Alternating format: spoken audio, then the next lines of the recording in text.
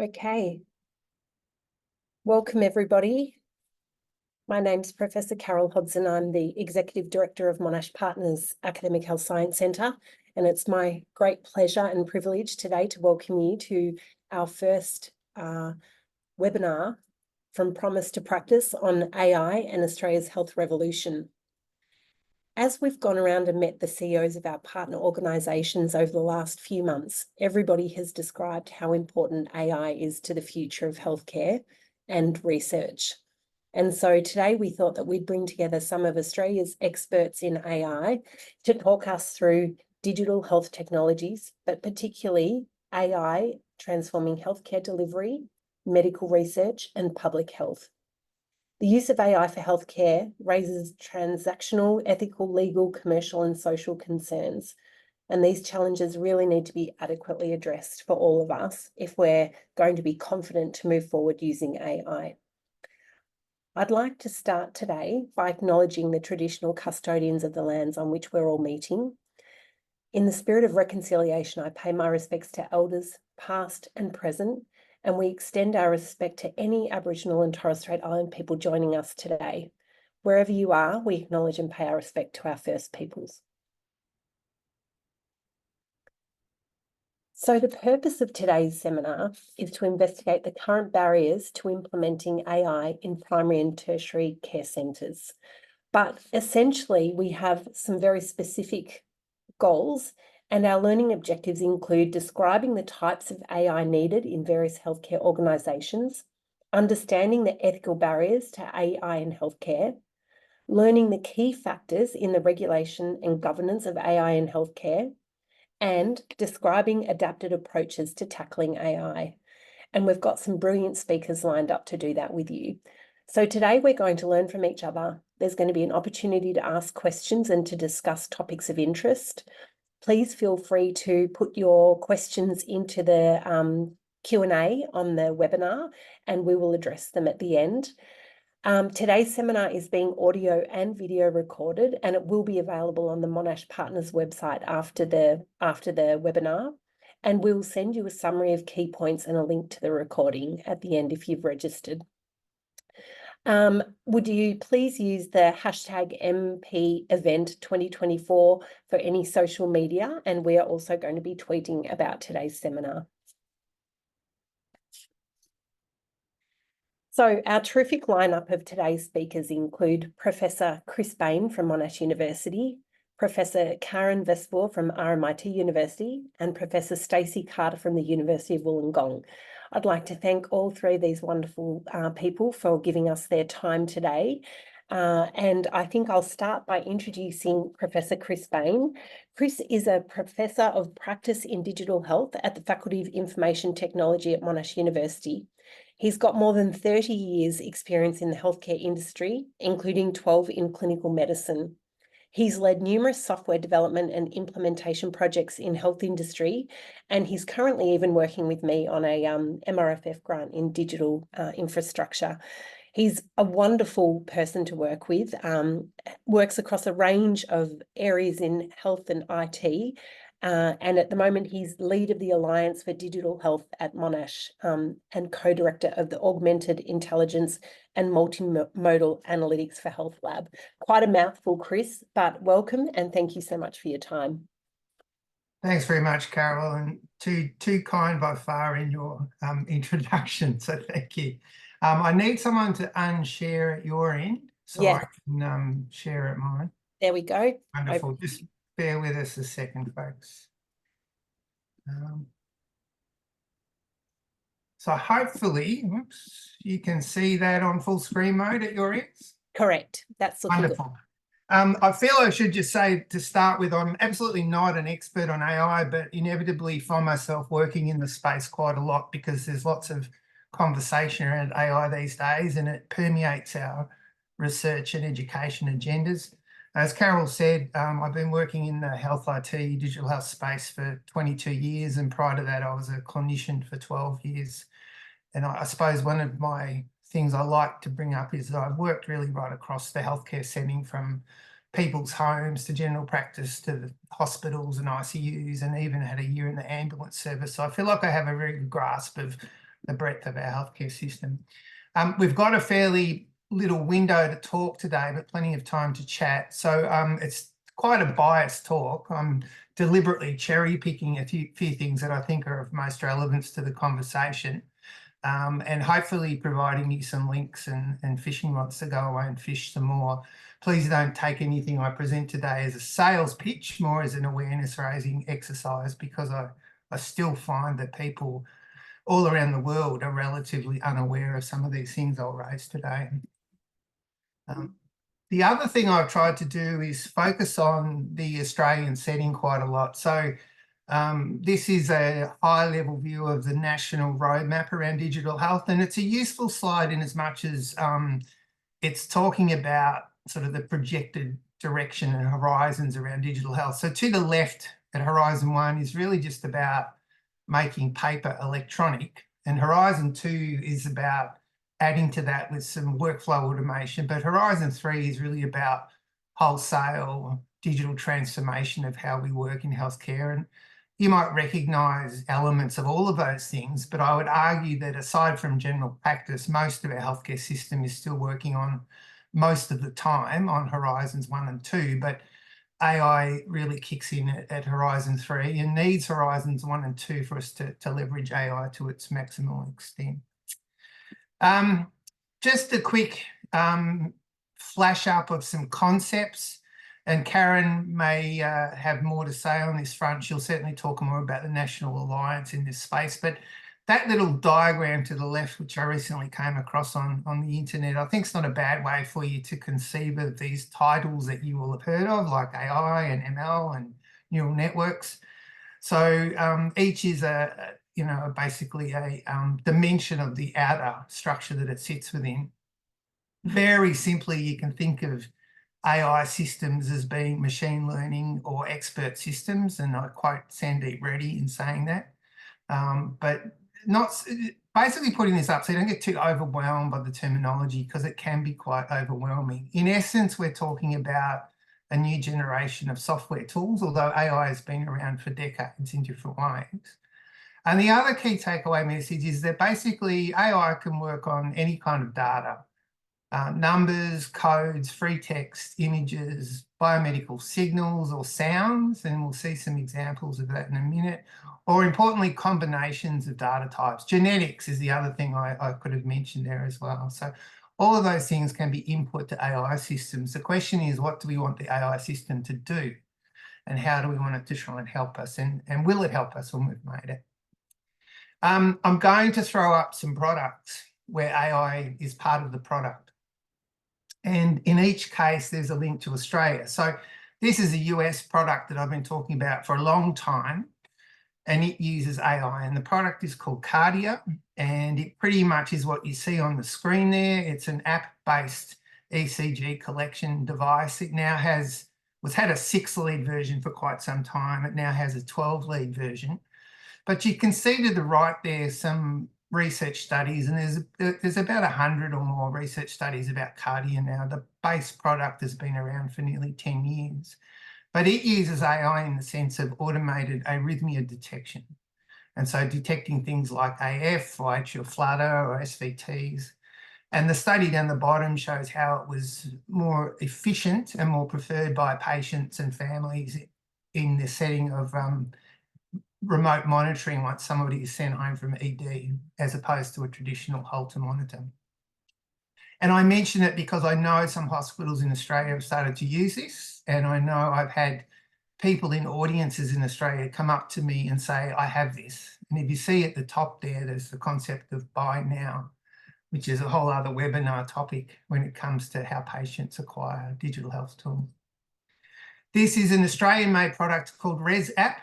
And it's very interesting. So it's to be used in the diagnosis of acute respiratory illness. So think across the age bands and think of everything from croup to pneumonia to COVID to a viral respiratory illness. And the basic premise is you enter in some data about the patient, their gender, do they have a fever, do they have a runny nose, hoarse voice, etc. And then you cough into the app 5 times in a row.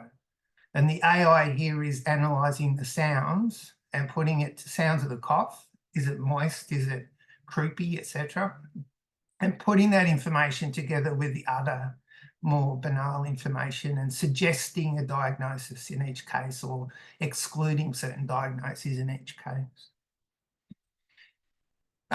This is a system attached to colonoscopies, and I know that it exists in some of our Monash Partners hospitals and other hospitals. My wife had an endoscopy recently at a private hospital in the north of Melbourne, and the report mentioned this system as well.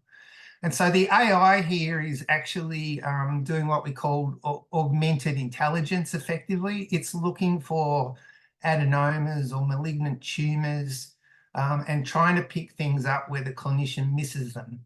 And there is a whole bunch of science behind this, number of papers showing that it actually improves the detection of adenomas and other lumps and bumps in the colon.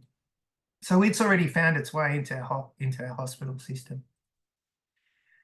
This is an Australian-made product, which I've seen more used overseas, but it definitely came out of Australia. And it again uses AI in the loose term, in this case, Bayesian intelligence. And it's basically a system used in complex prescribing decisions. So think of warfarin and think of nasty antibiotics like vancomycin. So the commonalities there are you need some intelligence about previous doses, about some blood parameters to best inform the amount of the next dose and the timing of the next dose. And it so happens that you can use this system in a standalone sense, or even more impressively, it can be integrated into electronic medical records and draw up that previous information. When was the last dose? How much was it? What's the renal function?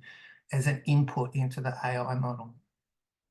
So again, real product, came out of Australia. This is deliberately some research, and the reason I've put a research paper up using extensively Australian data, and it's got researchers and clinicians from 2 of the Monash Partners hospitals, is that I couldn't actually find what I believe to be true in terms of public information. So my belief is that a number of the Monash Partners hospitals and others around Australia already use AI in radiology in either an embedded operational sense or in the sense of operational trials.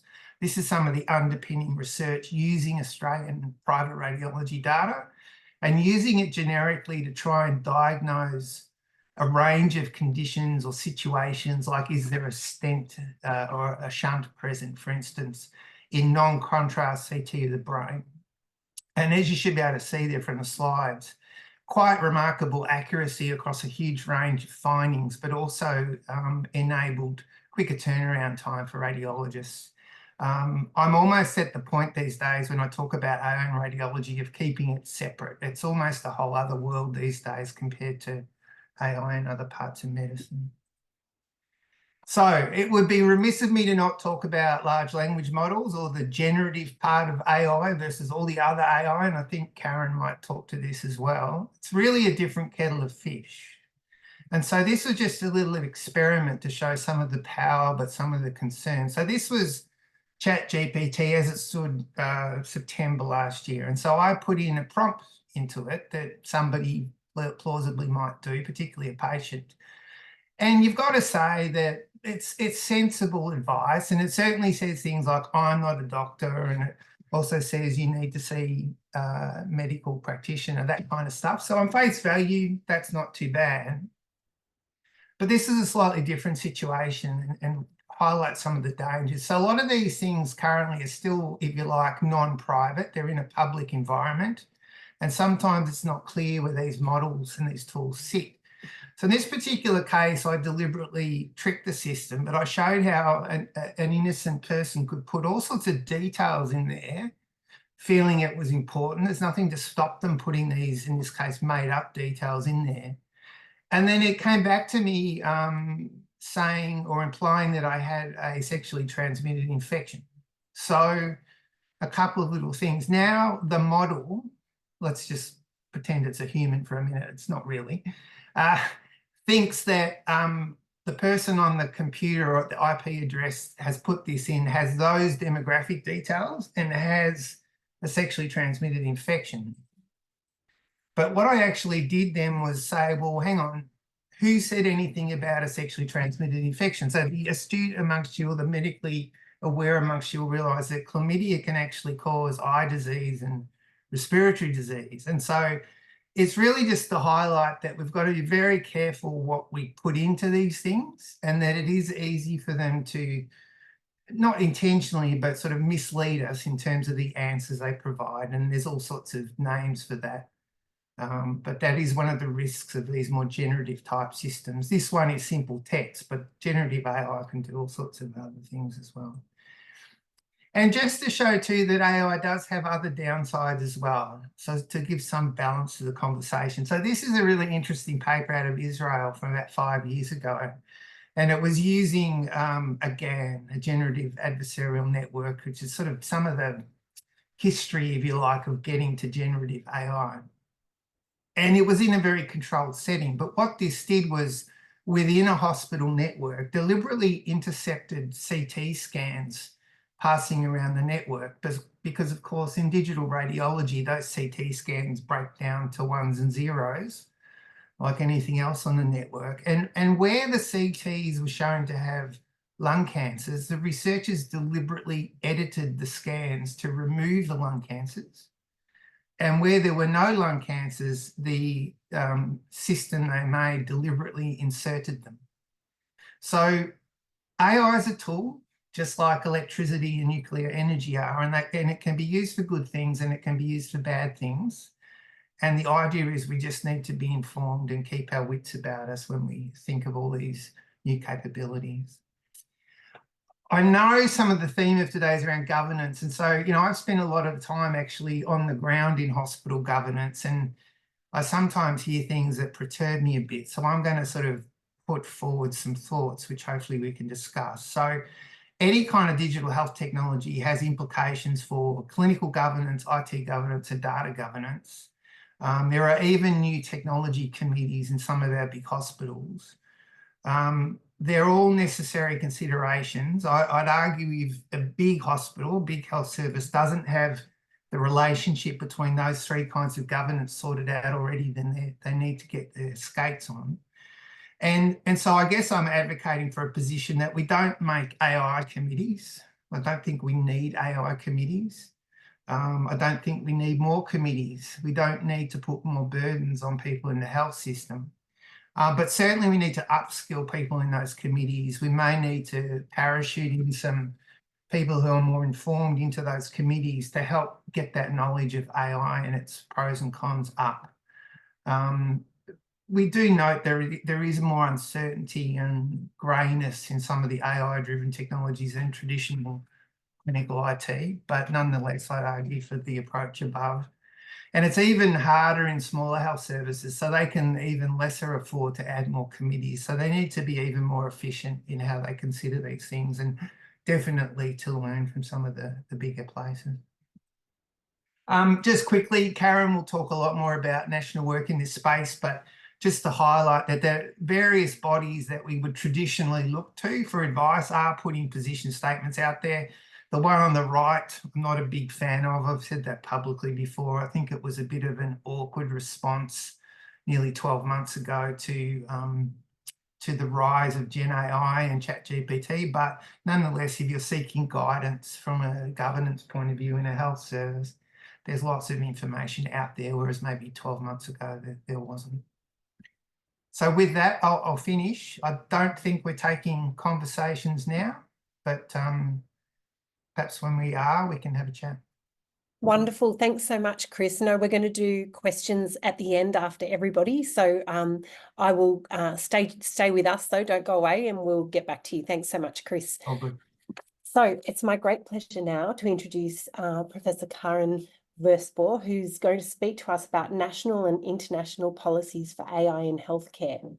Karin is Executive Dean of the School of Computing Technologies at RMIT in Australia, and a Fellow of the Australasian Institute of Digital Health. And she was a 2021 Brilliant Women in Digital Health awardee. So she was selected as a finalist in the Women in AI in Australia and New Zealand Awards for 2022 for AI and Innovation. So I think you can see that she's probably, one of the best speakers that we could have at a webinar like today. And Karin, thank you very much for giving us your time and your expertise. No, thank you so much for having me. And I apologize because Chris said a number of times, Karin's probably going to touch more on this. And the truth is I'm probably not because unfortunately I don't have a lot of time with you today. And I'm really here today representing the Australian Alliance for AI in Healthcare, which Monash, I believe, is a member of, but I'm one of the co-founders along with Enrico Coera from Macquarie University and David Hansen from the CSIRO. And we actually founded the Australian Alliance for AI in Healthcare way back in 2018 and released a roadmap for AI in healthcare. I think it was in 2021, the original version. And of course, last year with the arrival of ChatGPT, we realized it was time to revisit that roadmap and amplify it and really get it in line with the thinking that was very rapidly evolving in the healthcare setting in Australia. So today I'm going to focus on what we came up with and the recommendations in the roadmap that we put out there, and I'll share a QR code and a link with you later so that you can find it. And I'll also touch on some of the barriers that Chris mentioned as well to adoption of AI in healthcare and some of the issues that we need to be thinking about, which I'm sure Stacy will elaborate on further from the consumer perspective. There's a number of things that need to be in place in order for us to really think about broad adoption of AI in healthcare. And there are many stakeholders. And the Alliance, it's a member-based organization. It's really just people who care about exploring the issues around adoption of AI in healthcare, including representatives like myself from academia, but also government, consumer, clinical, industry organizations, and peak bodies. And in fact, we facilitated last year a kind of roundtable with some of those key stakeholders and had a number of discussions around what a policy roadmap, a policy framework for AI in Australia in healthcare should look like. And this is what we came up with. So first to say, we can think about some of the key barriers to adoption of AI in terms of the characteristics and governance that we want to associate with the use of AI. And this is an image that is taken from some colleagues at Deakin University who proposed a governance model for AI in healthcare actually a couple of years ago already. And you can see the key elements have to do with trustworthiness, fairness of the models, like are they biased? Do they discriminate against people inconsistently? Transparency, having some notion of when we're utilizing AI to support decision making. So the use of AI presumably should be transparent, even if the models themselves are a little bit beyond our ability to look under the hood and understand. And then the accountability of the use of these models and the decisions that are made with them. Looking at who retains accountability is a really key aspect of these systems, because they are, machines that are providing either clinicians or patients themselves with some sort of prediction or decision. And that means that we have to ask this question of, if something goes wrong and there's a mistake that's made, who is accountable for that? So these are all things that we need to consider in the context of governance. Some other barriers that we can point to are some on the data side. So how can we access representative data? How can we ensure that we're sharing data effectively to allow us to develop and build effective AI systems? How can we deal with the complex language of healthcare? So I'm a natural language processing person. That's my background and training, and most of the emphasis of my research is on language. And if we think about clinical documentation, even in the non-language parts of the electronic health record, there's a lot of variation in how we capture certain types of information and how standardized that information is. And so there's a real problem when we're thinking about AI models in ensuring the consistency of the data at a fundamental level before we even think about how we use that data to build models or apply them. We, of course, need to be very sensitive to the privacy of the data that we're working with. And Chris highlighted a really nice example of how, even patients don't realize that maybe when they're inputting information into these systems, that they're inadvertently exposing what is quite sensitive data. And we have to manage both the privacy and the security of the data in meaningful ways. It's important that we do that because we don't want the privacy of the data to prevent us from being able to build what are highly effective models in many cases. On the model side, we need to be thinking about exactly how we define the scope of these models, what we want them to do, and because that then drives how we can evaluate their performance in any real world settings, how well they work in one hospital versus in another hospital, or in one healthcare setting versus another, really relates to how robust the model is. And we need to be asking these questions because at the moment, many of the AI systems that we see are very targeted to specific populations where they've been developed, or specific data sets that they've been developed in. So we need to be kind of moving beyond that. Of course, we need to be thinking about the people that are in the mix here, not just because it's people's data ultimately that's being utilized to drive these decision-making systems, but also because we have carers and providers and patients themselves who really need to have some understanding of both the opportunities that AI systems represent, but also the limitations. And so we need to be thinking about consent and codes of conducts, and I'm sure Stacy will talk through that a little bit more. Chris mentioned governance. I did as well, and this is a key component of anything. We already have this in place through the Therapeutic Goods Association. Like they've been thinking about software as a medical device and have a clear definition around that. But we need to kind of think about that a little bit more broadly. And Chris's questions around whether AI is just another software as medical device, or whether it's fundamentally different in some way, I think is a good one, because if we think that it's really no different than any other digital health system, that implies a different way of managing it than perhaps if we think it's substantially different. So in the context of the Alliance for AI in Healthcare, we came up with this national policy roadmap, and I'd like to just take you through some of the key points of it. So this is the national policy roadmap at a glance. I don't expect you to read every word on this page, but you can see that it addresses 5 key areas. The first being the quality, safety, and ethics issues surrounding the use of AI in healthcare.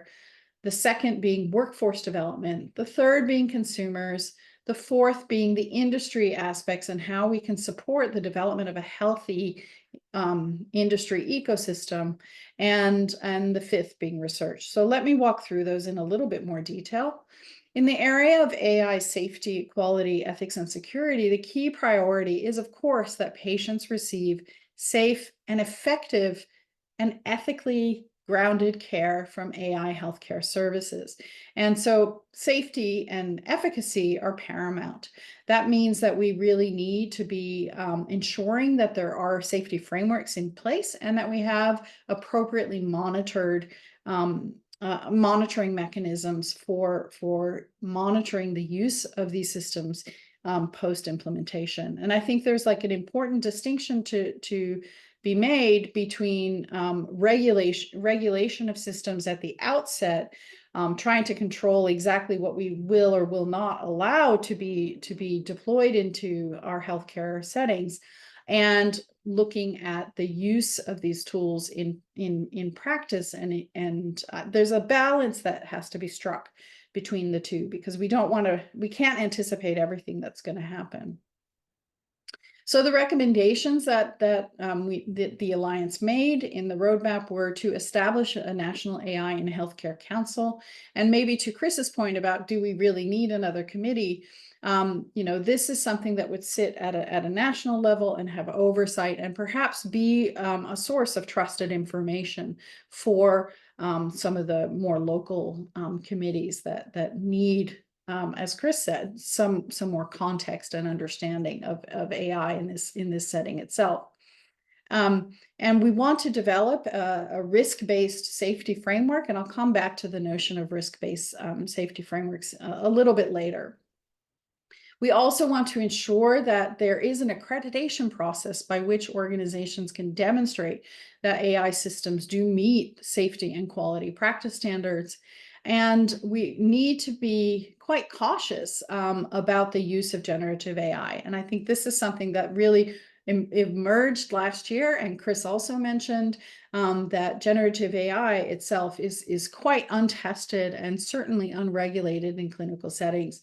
And while the Victorian response was a rather black and white one, I think it is clear that going forth using generative AI without kind of going through a rigorous testing process does raise some concerns.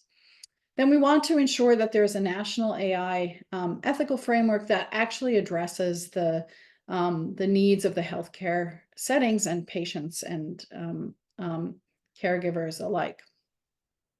From a workforce perspective, we identified that understanding the knowledge gaps in the current workforce and supporting the AI literacy, if you will, of the healthcare workforce is important. And therefore, we recommended the development of a code of conduct, but also specific codes of practice for responsible use of AI by professionals. And so we want to be looking at upskilling the workforce so that AI can be used responsibly in these settings.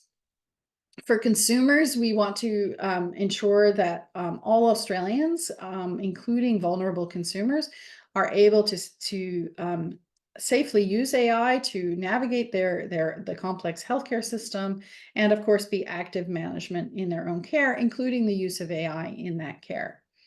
And so we have recommended a program for digital health literacy that would incorporate and inform the public about both the risks and the benefits of the use of AI in the healthcare setting, and particularly looking at the collaboration with Aboriginal and Torres Strait Islander communities in order to ensure that we're utilizing data in culturally safe and trusted ways, and implementing AI in these communities with their co-design and consent.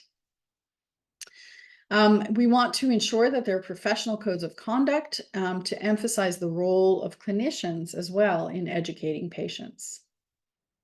From an industry perspective, as I said, we want to support the development of a strong and healthy AI healthcare ecosystem, and so that we can benefit. And so a number of the recommendations relate to actually some financial incentives and support for the development of capability centers to allow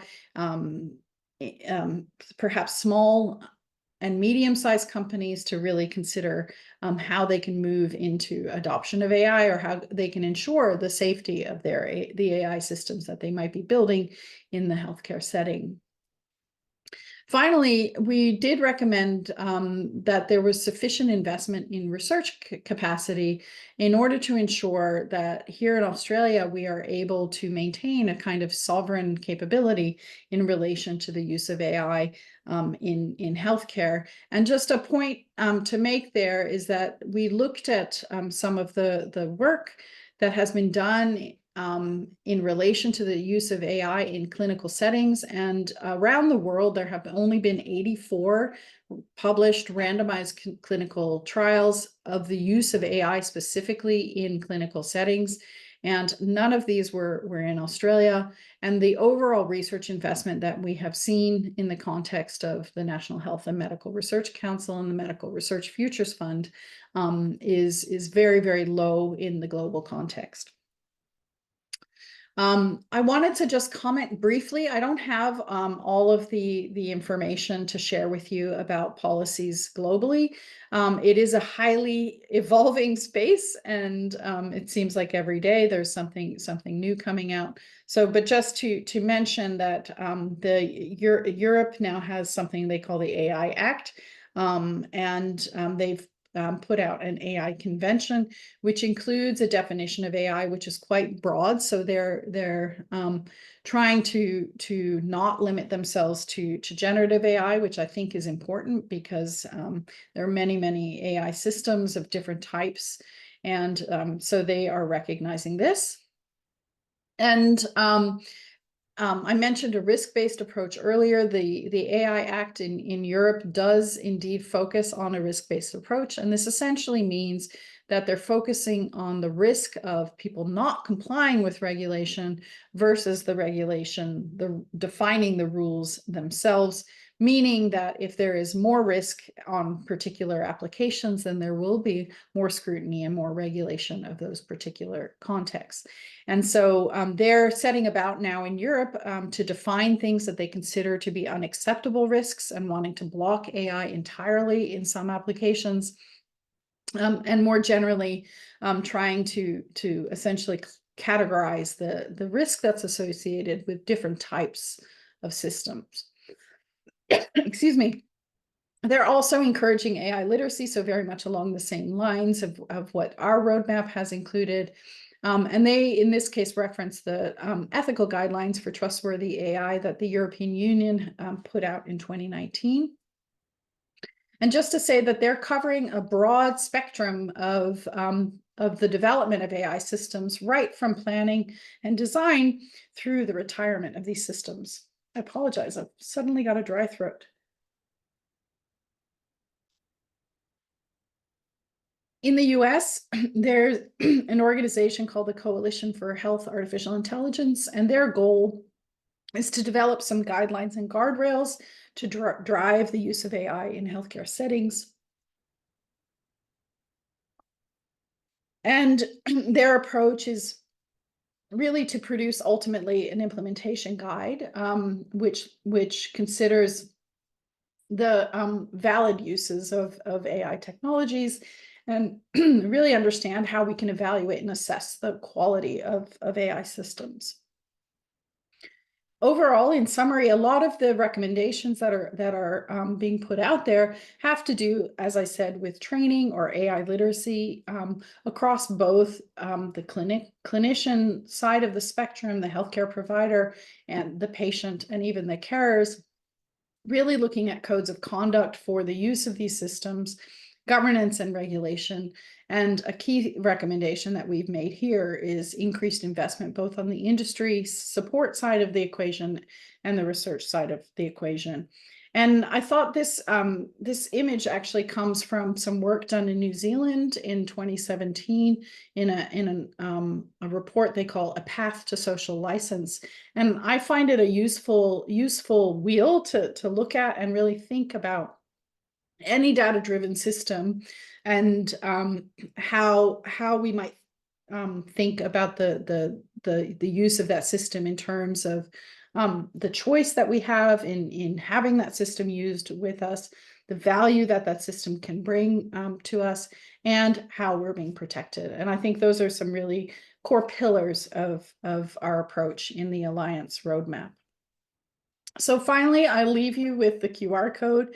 And if you don't catch the QR code, you can simply go to aihealthalliance.org and download the roadmap there if you would like to see it in more detail. So thank you very much. Oh my goodness, absolutely wonderful. Thank you so much, Karin. So much information in a short period of time. We've got time for questions at the end. So Karin will be back with us for the panel discussion at the end.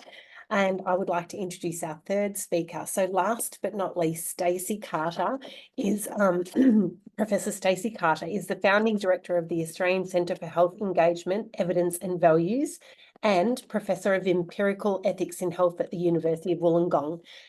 More importantly, since 2019, her team has conducted extensive research on the views of the Australian public, consumers and professional stakeholders about AI in healthcare, including running the first national citizens jury on healthcare AI in 2023. So Stacy, I think you're going to bring a really different perspective, and I'm so looking forward to hearing what you have to say about how we should be using AI in the public's opinion.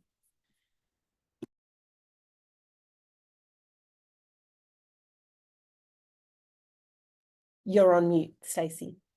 Thank you so much, Carol. Sorry, I just had a mute fail there for a moment. My apologies, everyone. Okay, so as Carol said, I would like to take you through what Australian consumers expect when we think about using artificial intelligence in healthcare. Before I begin, I want to acknowledge that I'm on Dharawal country and to pay my respect to elders past and present and all of the Aboriginal and Torres Strait Islander colleagues who we work with in this program. So there's a QR code again there on the slide, which you can use to take you to a web page that will give you more information about this project, which was recently published in the Medical Journal of Australia. So you can see the recommendations of Australian consumers about the use of AI in healthcare in that MJA paper. I also need to acknowledge NHMRC funding for this work, and you're going to see quite a lot of photographs of research participants. I just wanted to acknowledge they were taken by my colleague Belinda Fabrinisi, and they're used with the express permission of participants. So here's what we're going to do. I want to tell you a little bit about how we got here, what the methodological background is for the work I'm going to tell you about, and then tell you a bit about this particular project. And more importantly, I'm going to tell you about the people that we recruited, the process that they went through, and what they recommended for the use of AI in healthcare, and where that's going to go next. And I think this is really important information as managers of health services, as clinicians, as people who work with consumers are thinking about where do we go now as this technology becomes increasingly present in healthcare. How do we ensure that we maintain trustworthiness, that we maintain legitimacy with the consumers and the communities that we serve? I think this project gives us a really good indication of what the Australian public expects. So let me tell you just a little bit about the methods that we use. So deliberative democratic methods actually come from political science and government, so you don't see them as often in healthcare. The purpose of these methods is to make policy better by connecting policymakers to the people who are affected by policy. So the idea of a deliberative democracy is a democracy where the people who are affected by policy get to deliberate and get to affect the policy before it is imposed upon them. And here's the kind of basic principles sitting behind this project. So firstly, that people should have a say in policies that affect them, and that everyone who's affected should have an equal chance to have a say. And the way that we operationalize that is to randomly invite households and to ensure geographic distribution. The next principle is the final group selected should be diverse and inclusive. And so we use stratified sampling from the people who respond to random invitations to ensure that we have an inclusive group that's small enough to be able to deliberate effectively and hear each other's points of view and potentially change their minds. The process needs a clear purpose around which it can be organised, and so we create a question or a remit for people to consider as they participate. It's really important that this is about informed participation. So people need access to high quality, balanced information, and we introduce them to experts. We give them opportunities to ask questions. We provide them with resources. We also recognise that this takes time and skill, that you can't just automatically enter into a debate about artificial intelligence in healthcare. You actually need to develop the skills you need to be able to do that. And so we provide weeks or sometimes even months and learning opportunities to put people in a position to really participate. And then the outcomes need to guide decision makers. So we support the process to make sure that it generates policy relevant recommendations. So I said that every one of these processes is organised around a question, and this is the question that these jurors considered. Under what circumstances, if any, should AI be used in Australian health systems to detect or diagnose disease? You'll see that actually they chose to broaden out their recommendations somewhat from that remit, but certainly that was the focus when they began their deliberations. So in terms of recruitment and selection, whose opinions are you about to hear about? Who informs these recommendations? So we sent out 6,000 mailed invitations. Everywhere that there's a dot on that map, at least one invitation was sent. We had 109 unique responses, and we selected 30 people from those responses. And we had really good matching to the demographics of Australia. So obviously you can't look at all of these details, but if you do any quick comparisons in these bands between the people who are in the jury who are on your left and the people in the proportion of the Australian population, which is on the right, you can see that we got really very good matching and very good diversity in the room. And here they are. So, well, not all of them, most of them. Some folks didn't want to be photographed, and so they're not in this picture. And a couple of people couldn't come to the very final meeting, so they're not in the photograph. But this is a good proportion of the wonderful people who gave up a lot of their time to generate the recommendations that you're about to see. So the process is designed to support the jurors to go through understanding why they're there, understanding the purpose, building relationships and skills, receiving information and interacting actively with that information, and then dialogue, deliberation and decision-making in the group, and then presenting their final recommendations and closing. Because this is a big event, it's a lot of time, a lot of commitment. It's really important for people to have that sense of closure. So the participants worked for more than 24 hours, over 18 days. Many people worked many more than 24 hours in this project. People were very enthusiastic and very committed. Before the process, we sent them a booklet, a detailed information booklet that included case studies so they understood what this technology actually was. We gave them lots of support for people that needed special supports to participate. So if people didn't have a device and didn't have data, for example, we lent them a tablet and we gave them data so that they could participate whatever their social circumstances. We had an online process that flipped between online group discussion and interacting on a bulletin board where they could access lots of different kinds of information and interact with one another. And then a face-to-face process where they worked together for 3 days to produce the recommendations. And the recommendations are really the primary outcome. So we ask the jury to produce recommendations with reasons, to tell us what's most important rather than to try and come up with a kind of operational solution, because obviously that's not going to work in most places and it's impossible for them to be across the kind of detail they would need to be across to do that. And really importantly, to explain why something is important, not just to tell us that it's important. And you can look at the MJA paper to see more information about the reasons that people gave for their recommendations. Just due to time, we're just going to focus on the recommendations themselves today. So the jurors themselves, after long deliberation and after all of their learning, generated 10 categories in which they thought it was important enough that recommendations were needed. And across those 10 categories, 15 recommendations. I'm going to go through these one at a time, so I won't read them off this slide, but you can see that there's some good alignment actually between a lot of what you've already heard about governance and oversight of AI. So similar to the national statement, the jurors called for a charter for AI in Australian health systems and services, and that was very much meant to have that overarching governance role that Karin mentioned, harmonising across the country and particularly ensuring that everybody could benefit equally and that Australia's interests were protected and that ethics and human rights were central, and that charter needed to be overseen by an independent body.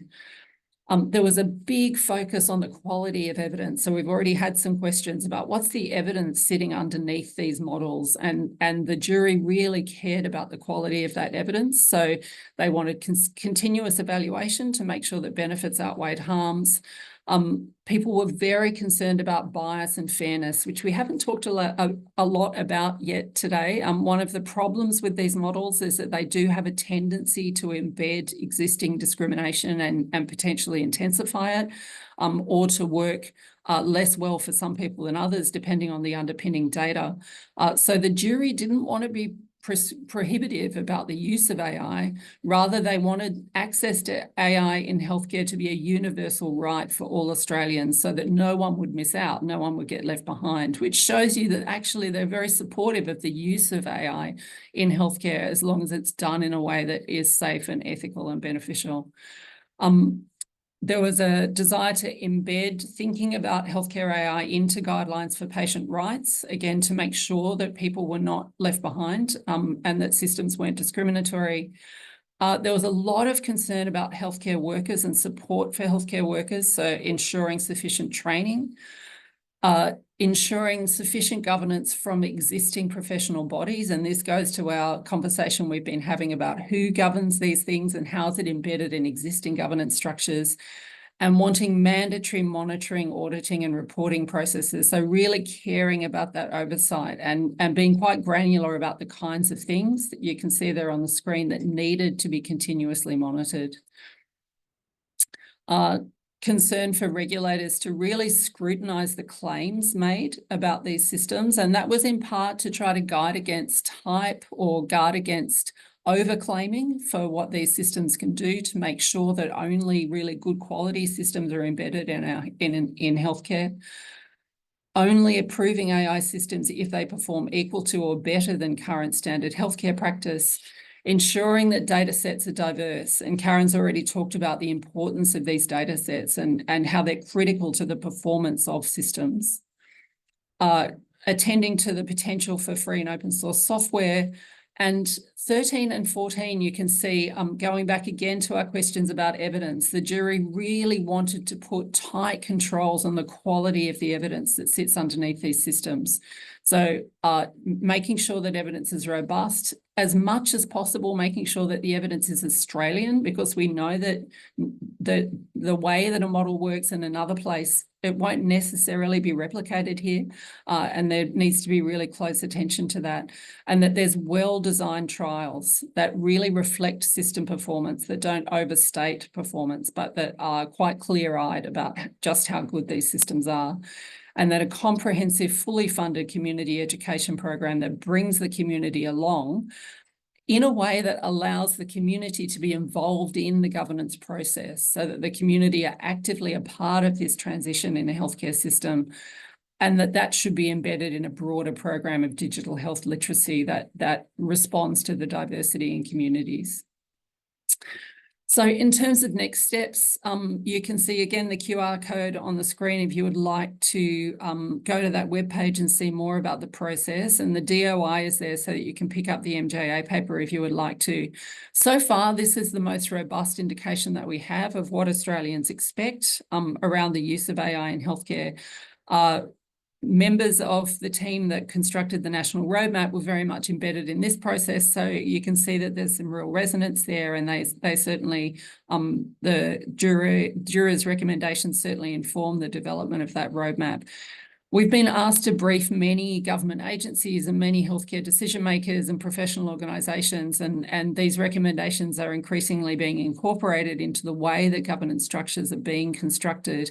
And the jury themselves are still extremely engaged, so are really concerned to make sure that they hear back about what's happening, and they want to know what decision makers are doing in healthcare in Australia with respect to AI implementation.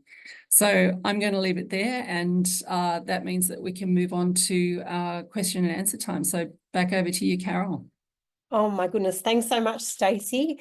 So I think that's been a really wonderful round out to our previous two speakers, and we've got a lot of interesting questions online. So I just want everybody to realise that Karin can only stay till 2:15. That's right, Karin is there. Yeah. So I'm going to address a couple of the questions that have come specifically to you first, just to make sure that we get those one answered, and then we'll round it out.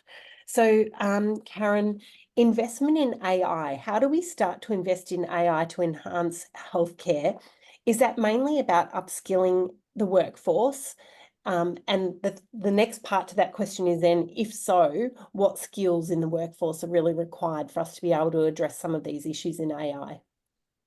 So I think it actually starts where Stacy was just talking about the need for evidence about the quality and the effectiveness of these tools.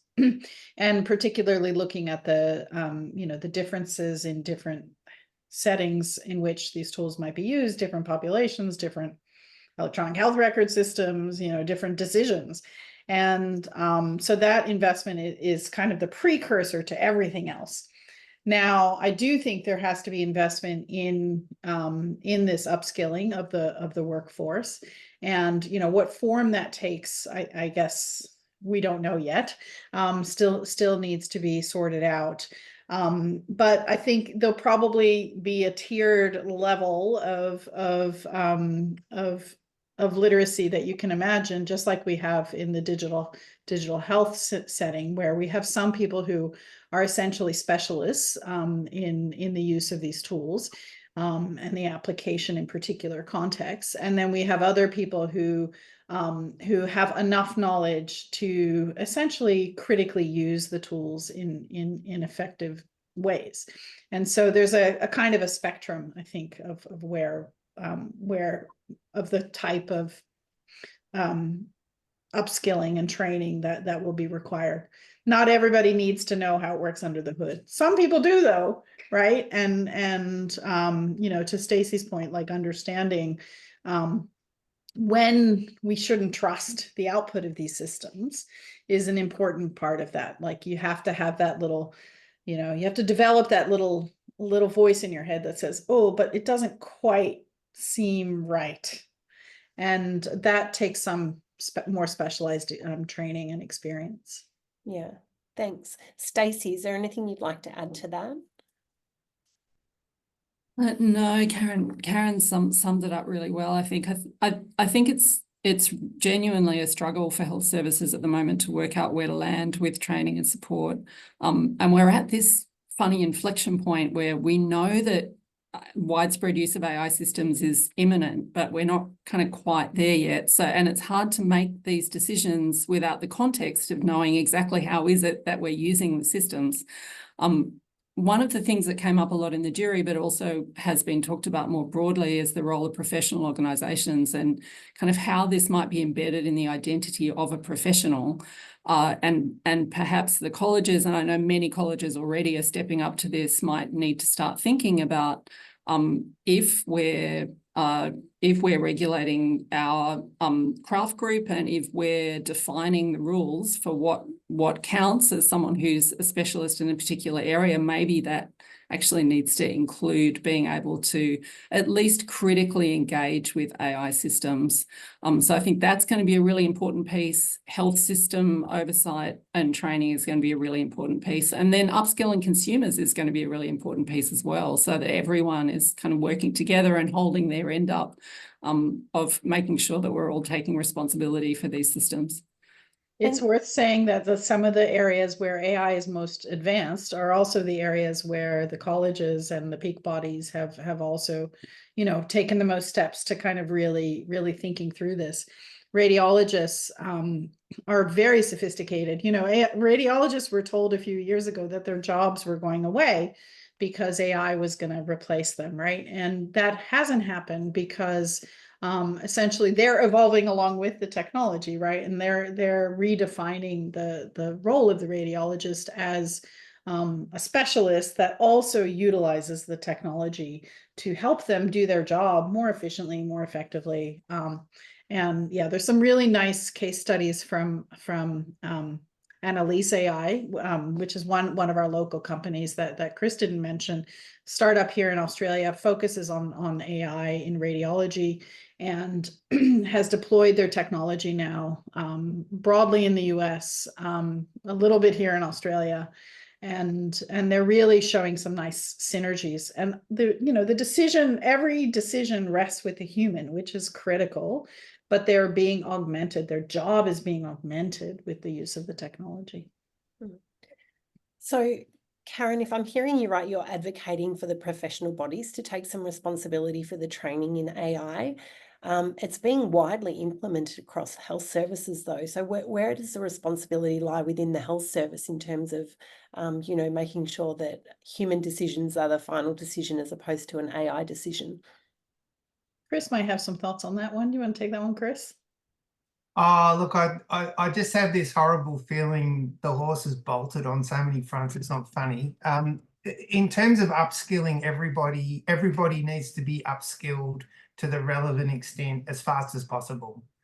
Healthcare professionals, organisations, consumers, what that looks like, I think Karen's already touched on, varies quite a lot. But even if we just look at basically the healthcare professional end, so people who want to be healthcare professionals, not digital health or AI experts, I feel like they're still coming from a long way back. I would also say I think there's an irony, like if I was planning this out now, if I had the control of it, looking at medical specialists, I think there's already a fork in the road. There should be. I don't think that we've established it. I think conceptually there is. So radiologists, pathologists, dermatologists, gastroenterologists, people who do a lot of endoscopy should all be getting taught about computer vision in their postgraduate training and their specialist training, as opposed to what other people should learn, other kinds of medical specialists, because they're, like we've said, radiology already using these algorithms on a daily basis, and they need to understand enough about them to distinguish when do I use algorithm 1 versus algorithm 2 or 3, or what are the relevant trade-offs, just as they would have for different procedural types, different devices. But I don't think that's happening in a planned sense, although the radiologists have done an awful lot, as Karin said. Hope that answers your question. It's a bit of a worry, really, in my mind. Yeah. And, there was a question in the chat about our governance structures. So what sort of expertise is required for somebody to be considered an AI representative on, health service governance structures?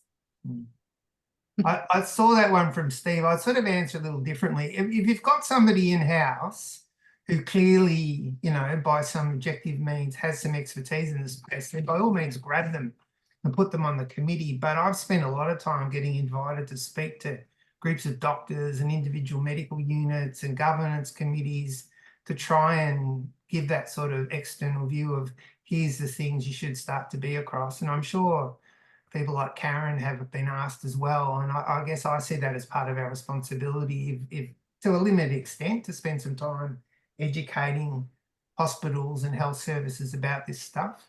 But the other thing they can do is they can systematically seek to inform themselves. There's lots of ways to be informed and trained about AI and what it means, not the doing, but to understand more about it, what it means.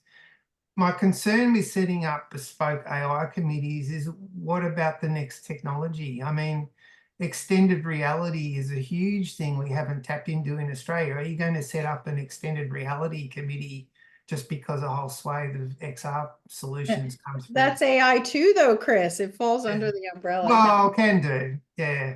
Yeah, I mean, look, you're totally right. And I think that's where really it's about the digital health technology, right? It's about the digitalization of our health system. It's about the use of technology and tools. And there's a whole spectrum of how intelligent those things are. And, I think, Carol, you said, there's all these things that are being automated, and, they may not be that intelligent, but it's still automation, and things can go wrong with them, nevertheless, for all sorts of reasons, some technical, some not, some more systemic. And I think it's really, you're right, Chris, it's not the technology is not fundamentally different in terms of how it interacts with the workforce. And what we need to be doing is really examining how the technology is interacting with workflows, with processes that are in place, and how it can or should impact on decision making.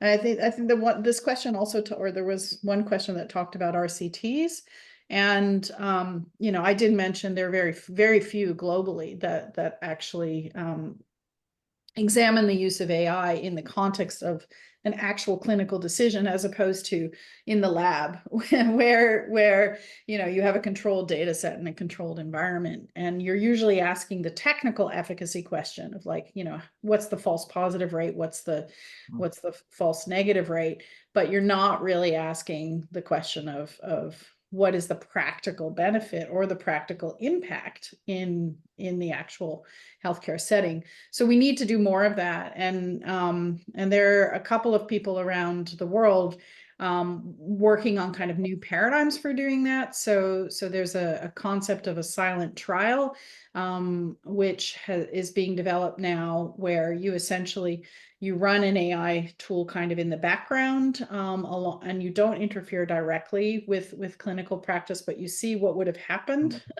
if you had that AI system live. And we need to kind of work through what the appropriate paradigms are, but these are the kinds of things that we need to start doing, because I mean, as Chris said, the horse has bolted, people are using them. I'm also spending more cycles than I probably should on trying to educate, because I do have a responsibility, and I have enough experience in the healthcare setting that I understand, a little bit about the context, but I also understand the AI. But I'm one resource. There's only, a small number of people with that kind of very niche skill set. I talked to these audiences, and last week I talked to an audience of clinicians, and a clinician came up to me and he started telling me how he was building an AI tool. He was building a machine learning tool. And then he said, well, how do I evaluate it? And I thought, mate, if you don't know how to evaluate it, then you don't know how to build it. Because the building is, the evaluation is part of the building. It's like built into how you do it. And he said, well, how do I learn? I'm like, well, you have to work with some people who actually know what they're doing. And I'm sorry, I'm not trying to be gatekeeper. I'm not trying to, hold it back, but you have to do it properly and rigorously, or there's going to be problems. Agree. Yeah. And there's another question about trials. I just thought that because you were talking about trials, Karin, I thought I'd just raise this one. There's been 0 clinical trials on AI in Australia. There are 0 foundational models published. Why are we so behind? Is it just a lack of funding? Well, the foundational, it is partly lack of funding. I did highlight that. But the foundation models are maybe a different kettle of fish, because they're being controlled by big AI, right? They're being big tech. They're being controlled by these massive companies. And yes, we should have our own sovereign capability around this, but it's not something that any individual university or any health system can do on their own. It's something we need to really do at a national level. And so we need to look for some leadership, which is, part of the reason why we got together and put forth the national policy roadmap, because it requires some leadership. We need some people to decide that yes, we need to have an Australian large language model where we're controlling the security of the data that's being sent in, and we have some ability to fine tune it to particular applications or contexts. Yeah, let's do it. But I think we need to put some pressure on our politicians that this is important. Yeah. Yeah, Stacy, I am coming to you in just one moment. I'm maybe just going to ask one last question of Karin. Sustainability, how can we make our AI healthcare systems more environmentally sustainable? Yeah, so this is another big topic of conversation. So the reality is that there's a lot of AI that we can do, and a lot of ways we can leverage technology to improve clinical outcomes and clinical decision making. That is what I would call small AI. So they're not these super fancy, huge models. I can point to some examples in my own work where, we have built very, very tiny systems. They're not all that intelligent. I told you it was a spectrum. They are more like, they're data driven. They're more intelligent than, they're an automated system. They're more intelligent than what you can do in a rules-based system, but they're really not that sophisticated. And so they aren't that big, and so they don't use a lot of energy. And I personally think that having more narrowly defined AI systems that kind of work together is the best way to solve this problem, because it gives us smaller systems on the one hand. It gives us more clear boundaries of their performance. We understand what they're supposed to do, and we can measure how well they do it. And by coupling them together in creative ways, we can actually solve pretty big problems, but we have more reliable tools in the mix. So maybe that's the way to solve that problem. Yeah, wonderful. Thank you so much, Karin. Chris, TGA, thinking about AI as a medical device, could the TGA regulators ever use it in-house to help with evaluating new drugs? Yeah, I saw that HTA question. So just for context, I literally just 2 weeks ago went to the HTA International Conference in Spain. From my point of view, it was more about how are these people grappling with evidence evaluation of digital health more broadly, not just AI and digital health. And it was very clear that they are thinking and doing that. So they're using AI tools in evidence collection, summarization, that kind of stuff. So the short answer is yes, there are people around the world doing that. Don't see any reason why not, with all the usual cautions. I mean, we know that some of the Gen AI systems, especially the early ones, are perfectly capable of inventing plausible references that aren't real. So you just need to be careful, but people are exploring that. Yeah, great, terrific. So Stacy, I've got a couple of questions for you. I think the more that we digitalize medicine, the less personal the approach seems to be. And I know a lot of clinicians have found even just the use of EMRs in hospitals, rather than, sitting there with a pen and a paper and in front of the patient, we sort of put a screen between us and them. How does AI affect the clinician-patient relationship? And was there some concern about that in the work that you were doing? Oh, that's such a good question. So if you look at all of the work about what consumers say about the use of AI in healthcare, the most dominant theme, whether you're just asking people to tell you off the top of their head what they think, or you're engaging in a really long conversation and giving people more information, everyone wants humans to be in control. They want the human clinician to be at the center.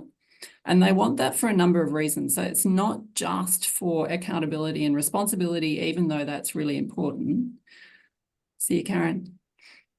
Thanks so much, Karin. Really appreciate your time. Thank you. Bye. It's also about precisely those relational things that the question raises. So people really care about empathy. They really care about being in a room with another person. I mean, obviously telehealth to some extent is disrupting that model, but people really care about the potential to be in a room with a human being. And they also really value the fact that we've spent a lot of resources training these very expert humans who have ways of reasoning that aren't actually available to machines. Like humans have a certain kind of creativity and intuition and dedication and a long storied history of clinical practice if they've been in clinical practice for a while, and those things are valuable. But people really don't want us to lose those things for the sake of increasing efficiency through automation. So in terms of how to manage that, I think a lot of it is in what we've been talking about for the last 10 or 15 minutes, which is exactly how do you build these models and exactly how do you apply them. So both Karin and Chris talked about the purpose of these models. Why are we building a model to do this thing in the first place?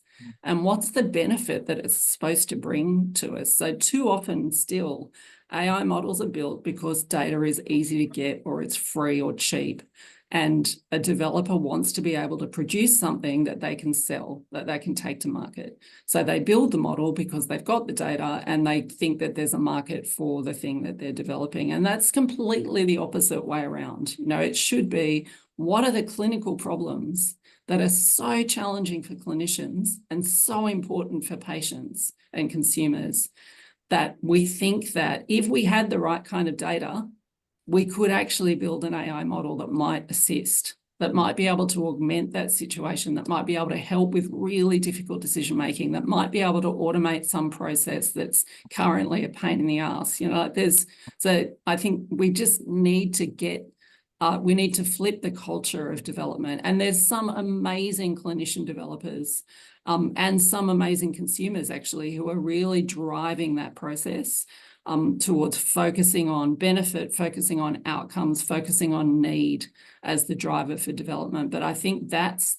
really critical to maintaining the things we care about in clinical work and relationships, but ensuring that AI models actually help to make that better instead of worse. Yeah, fantastic. Chris, Can I just yeah, go ahead. add there, Carol? And the irony of that, Stacey, is at the end of the day, products that will last the longest are those that picked a good problem and actually solve it. That's the perverse irony of that, right? So you're 100% spot on. And look, I was a clinician a long time ago. I think it's fair to say I have not heard one clinician ever say it or even intimated that, gee, I'm really looking forward to AI so I don't need to deal with the patients. It's quite the opposite, in fact. They're looking for the chance to re-engage with patients, have more time in the day, feel less stressed.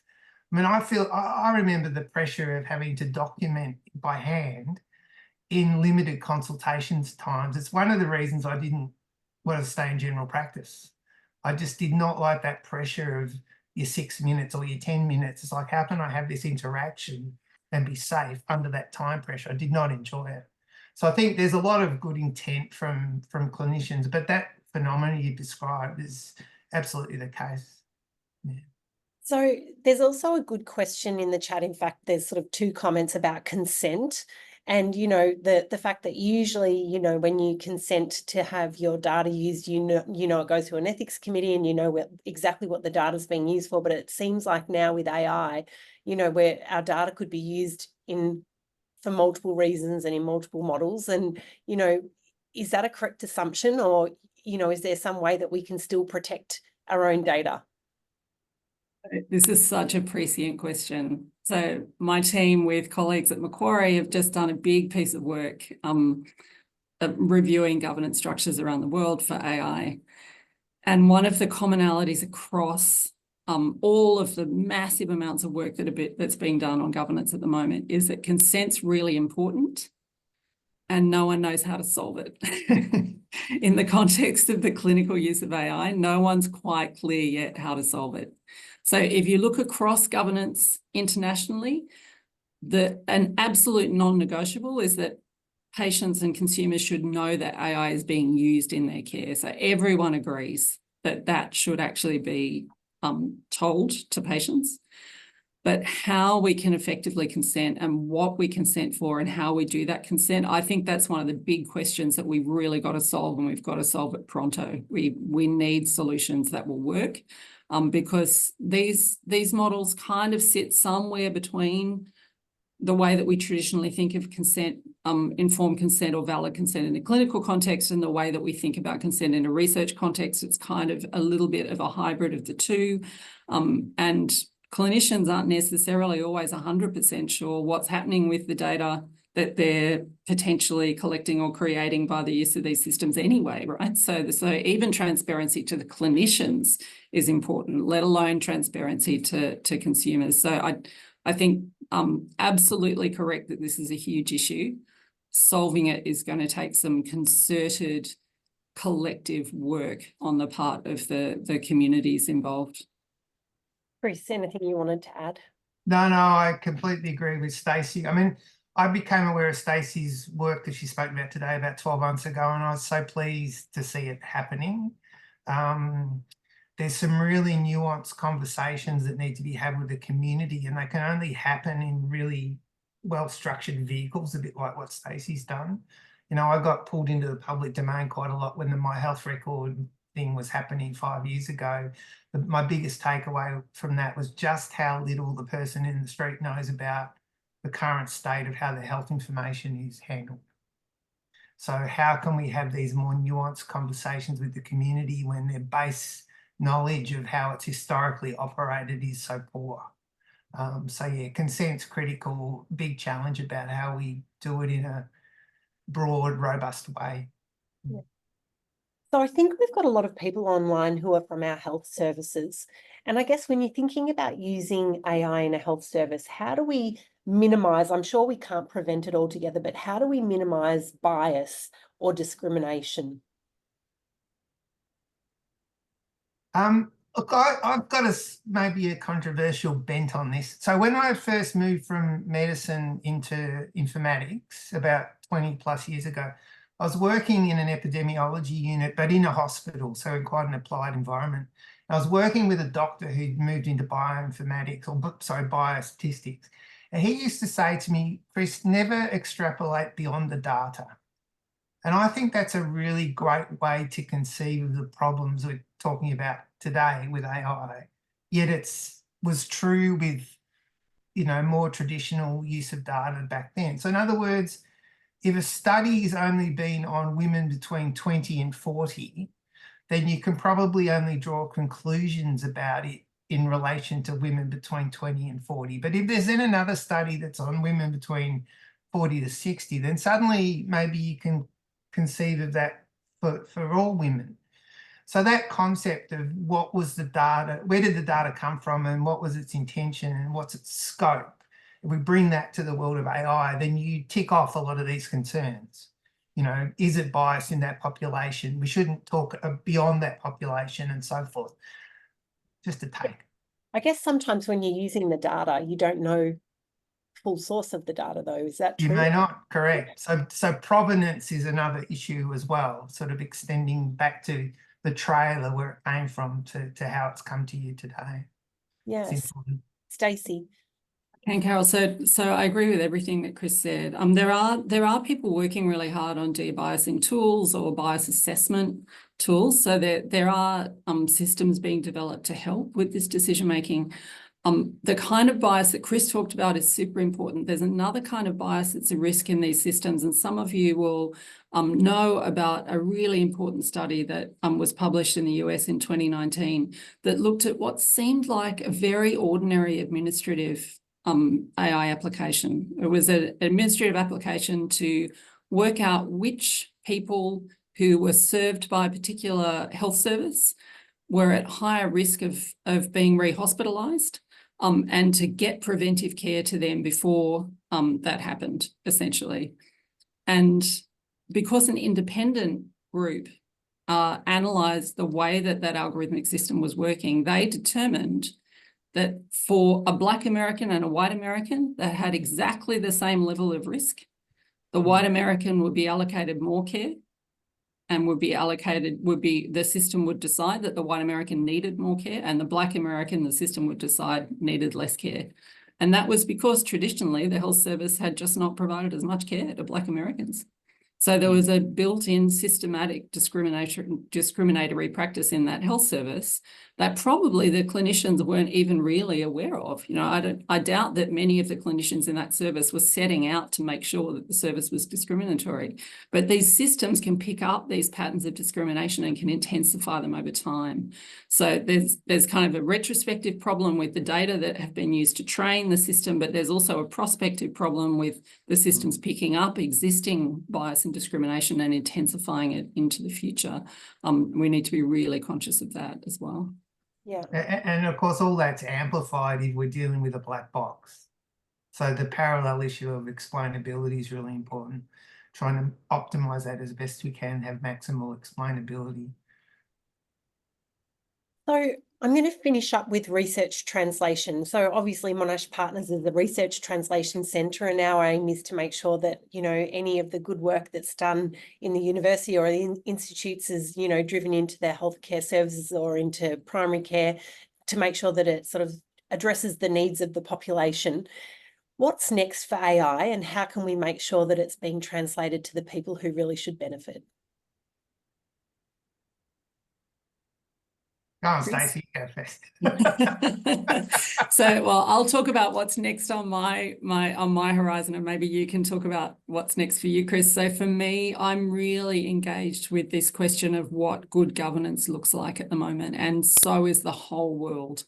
So every regulator, every government Every place that has the resources is currently directly grappling with what does this look like, and it's the case in our country. So our national government is investigating what does it look like to regulate AI effectively across all sectors. Various state governments are reviewing their regulatory and governance structures, and that's directly trickling down into healthcare. So New South Wales is a good example, the state where I'm based. Different laws are being revised with a particular view to making them better for AI. So someone mentioned the reviews to the Privacy Act in Australia, but the same thing's happening all around the world. So for me, I think what's important right now is that we get those governance structures right, and that health services are supported to work out how to operationalize those governance developments in a practical way inside of their health services, because the principles now are pretty clear, the big picture, broad principles. The legal structures are starting to be put in place. The regulatory responsibilities are sort of starting to be allocated, but that's, there's a way to go yet. But how we do that in a practical way in health services, that's a really important bit of translation of knowledge that I think needs to be a priority. Yeah. Chris? Perhaps what I'd like to see next versus what I think will happen next, a slight distinction. I would love it if you go back to that, I think, third slide I had, where it spoke about those concentric circles and made some delineation between some of the terminology, and made the point that we talk about any kind of data, there's nothing specific about AI. Having people in healthcare just understand that, and have them understand as a spin-off that Gen AI and non-Gen AI are really quite different things. And while both have pitfalls, Gen AI is much scarier than traditional AI, and we need to be extra cautious with that. Having that understood would be a big thing. And having, a bit like we were talking about with Stacy before, having our very real problems in healthcare, the focus of digital health efforts, and within that, AI efforts, and having those problems solved would be a great thing from my point of view. And some of that might be in quite boring places that aren't very sexy, but they actually really help the health system. Okay.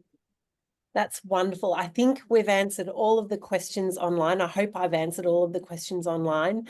If not, do feel free to email Monash Partners, and you will all be receiving a link to this live presentation very soon. But I would like to just finish up by saying thank you, Professor Stacy Carter, Professor Chris Bain, and Professor Karin Verspoor. Amazing information and insights on AI in healthcare. I'd also like to thank Robo Abdelkhani, who is our digital project manager at Monash Partners, and who was absolutely the leader in putting this webinar together. And I would like to thank the team at Monash Partners, including Angela, Victoria, Amanda, and everybody else who's helped us to make sure that today runs smoothly. So on behalf of Monash Partners, I'd like to say thank you and have a great afternoon. Thank you. Bye.